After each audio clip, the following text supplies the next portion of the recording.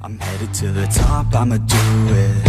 I'm headed to the top, I'ma prove it. I could go all night, I'm sick of being nothing. All right, I'm gonna be something. Fight with look at that fatty. Trust me, I'ma be the one at the top, you can't touch me. I bleed with every word coming. I would rather die than be someone who's nothing. I'm the type of dude who will not remain nameless. I'm the type of dude who is headed for Is it?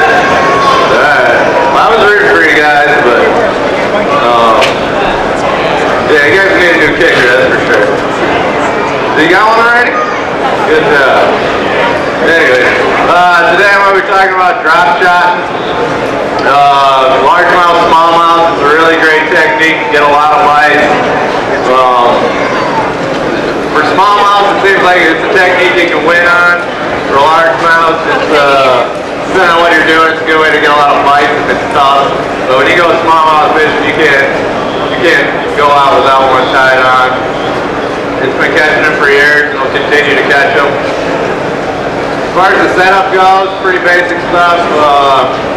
Any 6.5 to 7.5 foot spinning rod you got will work. I prefer one around 7 foot, medium or medium light.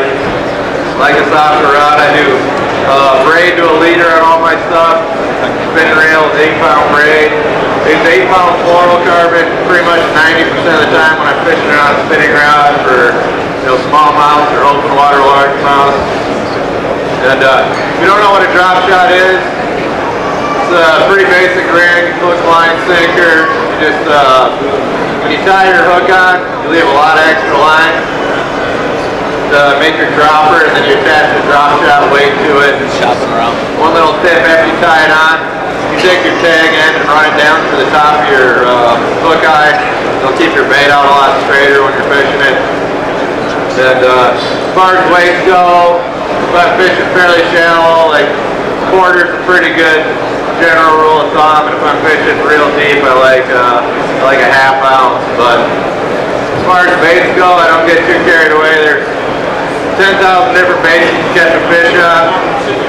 If I'm largemouth fishing, it's going to be one or two things for me. Usually when you're largemouth fishing, you're fishing somewhat around cover, whether it be grass or wood or brush, what it might be. So if I'm fishing in the cover, I'll typically fish a 6-inch straight tail worm. This one's a Biospawn plastic tail. I use the same hook for all my drop shot. It's a VMC Finesse Nico hook. Allows you to rig the bait on their weed, looks like that, kind of Texas rig style. But this bait and a 5-inch stick worm, I'll rig this wacky on a drop shot when I'm fishing around a little bit more open cover for largemouth. Those are the only two baits I really use when I'm fishing on a spinning rod with a finesse style drop shot. And for smallmouth, I keep it pretty simple too. Basically drop shot 2 baits everywhere I go. One's a tiny little swim bait. Those ones will actually thread on there where I got that hook exposed, sticking out of the back. Because typically when you're fishing smallmouth, it's open water, it's rock, sand, you're not in the weeds or in the woods. So I'll leave that hook exposed on there. And the other one's essentially the same stick bait that I fish for largemouth. I just rip it down to like about a 3.5-inch bait, and I'll wacky rig that as well. So keep it real simple. I like natural colors for the most part. Your smoke, green pumpkin, don't get too carried away. Northern largemouth, that green pumpkin with the chartreuse tip works really, really well. But that's a Finesse drop shot. That's when most exterior people drop shot, this is what they're referring to. As far as leader length goes, if I'm fishing largemouth, I like them a little shorter. Maybe about 12 inches or less. If I'm fishing smallmouth, I tend to run a longer leader. It seems like they're more willing to come up and grab a bait than a largemouth, so they kind of want right in the face. Then the other rig,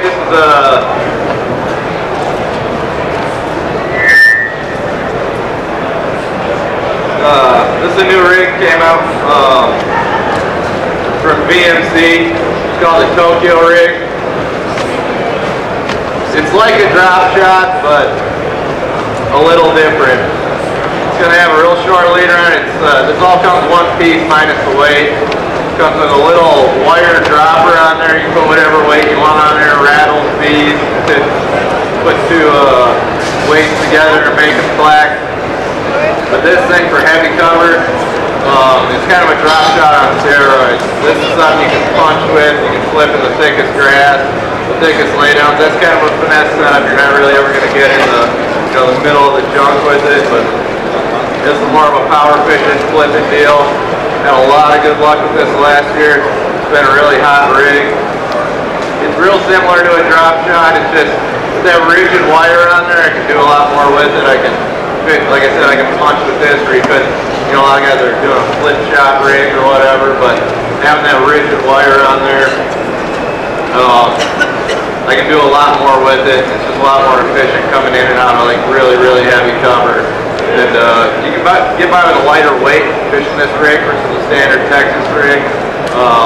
If you're punching grass, you need 3/4 or an ounce to get through it. This rig will go through with 3/8 or a half. Just the way the weight kind of pulls the bait down. It's a lot different rig than most fish see when they're flipping. I flip this in the same place I flip a jig or a Texas rig. That bait, those kinds of baits, every time you flip them in, they just nose down into the bottom, come back up. This thing keeps the bait really horizontal, really natural. You'll see it in the tank. I'll get up there in a second. But just a lot different look, and especially a lot of the places where the grass grows, the bottom tends to be silted, muck, sand, what have you.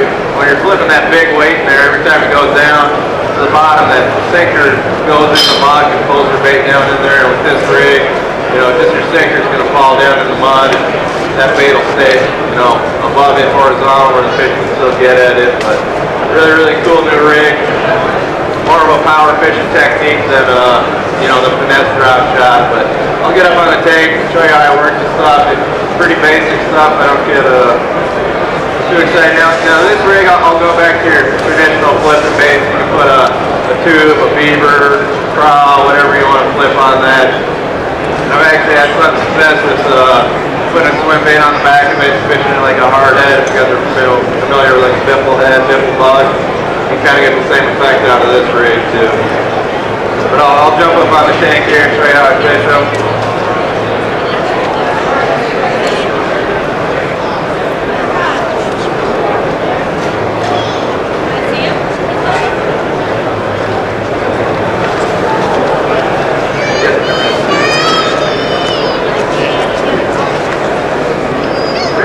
This question was what's your ratio of bait caster. Everything that I do that's not flying in the bait, like a crank bait, spinner bait, any kind of like hook bait, anything you want. I like the fastest one I can get. Pick up flags, whatever it is set on. Yep.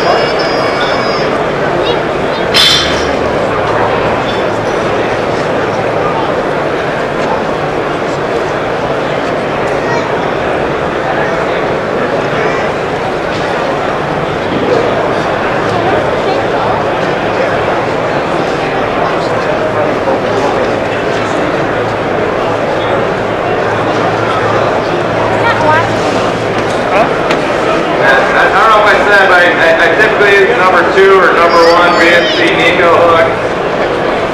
When I'm drop shotting, the finesse one is one that allows you to rig it in, weedless. Excuse me. But yeah, usually I'll throw out there. No, that didn't take very long. Really super hungry. You might never get to see my bait if they keep biting like this.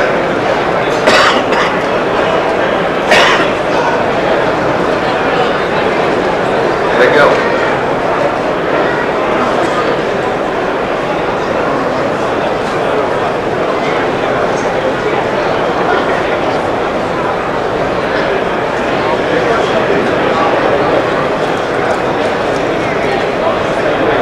Okay. Maybe I can drop it right here. Anyways, free tip. That ain't gonna work either. Alright, I guess I'll throw it out here. Typically I would make a cast, let the bait hit the bottom. It's going to be hard to show you this without being in the water, but the key to drop shot fishing is not putting too much tension on your line. See a lot of guys, you kind of want to keep like a controlled slack bow in there and just shake your rod, where you're just moving the worm and not moving the sinker. Keeping that bait in place. This isn't a technique you're going to cover a ton of water with. You know, this is something when the fishing's tough or you found a bunch of fish already, something I'm going to pick up to, you know, catch the fish with. I'll try this again, but I don't think it's going to work.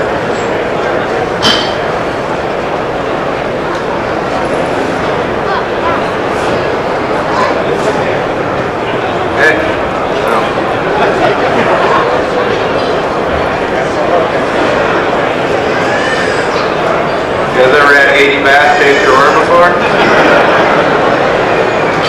Anyways, so typically with the spinning rod setup, I'm fishing more open water, like deep weed line stuff. You can throw it anywhere, smallmouth, lid, rock, sand, and you can fish this shallow too. A lot of people consider this a deep water technique, a vertical technique. Something I'll do a lot of casting with up shallow. Really good bed fishing bait. Like, if I'm going to fish smallmouth on a bed, I'll take the drop shot and that's it. You pretty much one cast every one of them, but like I said, the two rigs I'm throwing for largemouth is going to be this longer straight tail worm. I really like this green pumpkin chartreuse tip for the northern largemouth. It's kind of a good bluegill imitator. And then the other one's, I'll take that 5-inch stick worm and just rig it wacky rig on the hook. So this time I'd have an exposed hook, not quite as weedless, but gives a really cool, I don't know if I can drop this in there.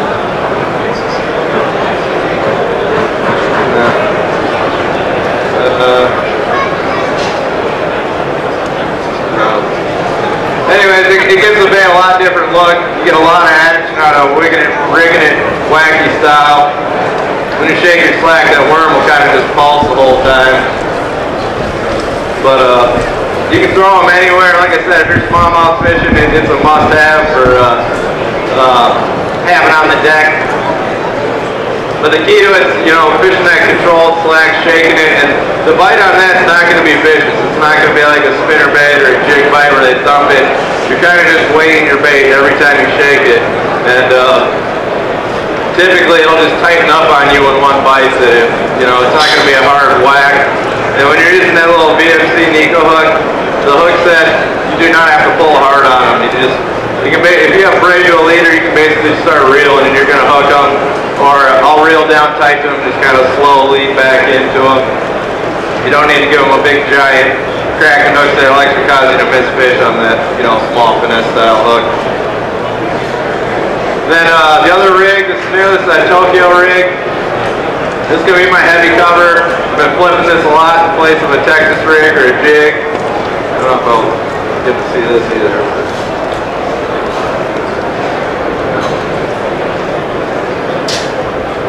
Flip it out, let it hit the bottom, just kind of start shaking it slow back to the boat. I don't know if you can see it. There it goes.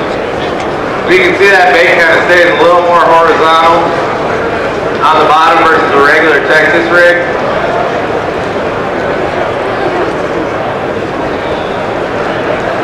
And it's a bait you can put in a lot of places. You know, I'll punch grass with this, split docks with it. And, you know, I just kind of shake my rod. I fish it real similar to a drop shot. But keeping it on the bottom and, you know, you can see how that bait stays horizontal instead of nosing down.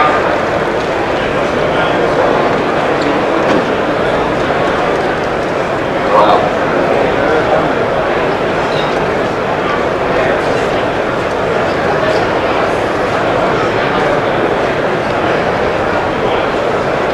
Spicy bass. I wish they were like this every time I went fishing. It's usually not the case, but it's a lot different look than I said, like a regular Texas rig or a jig. You see how that bait stays real horizontal when I'm shaking it. And same deal with this. It's not a real hard bite on this rig like it is on a normal jig. It's just kind of a tension thing that will get tight on you. Something you got to get a little hang up, but And the other thing you can do with this is fish it like a hard head. Especially that craw there, just keep it on the bottom, reeling it along.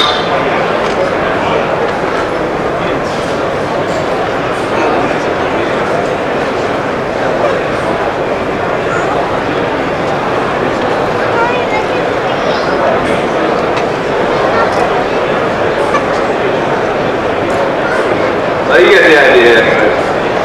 Reel along the bottom, get a lot of bites doing that. The beauty of this rig is your hooking percentage goes up a ton because of the way it's set up with that dropper on there versus the Texas rig or a jig. Typically you got a large chunk of lead, a weed guard, big tungsten weight, what have you in front of your hook. And when a fish bites this, he's got nothing in the way of his mouth when he sets the hook. It's just bait and hook.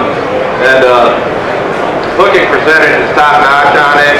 Like I said, it's not like a big jig where you gotta bust it through their mouth to get the hook in them or fight a big weed guard. When they bite this, it's basically like setting the hook on, you know, weightless plastic.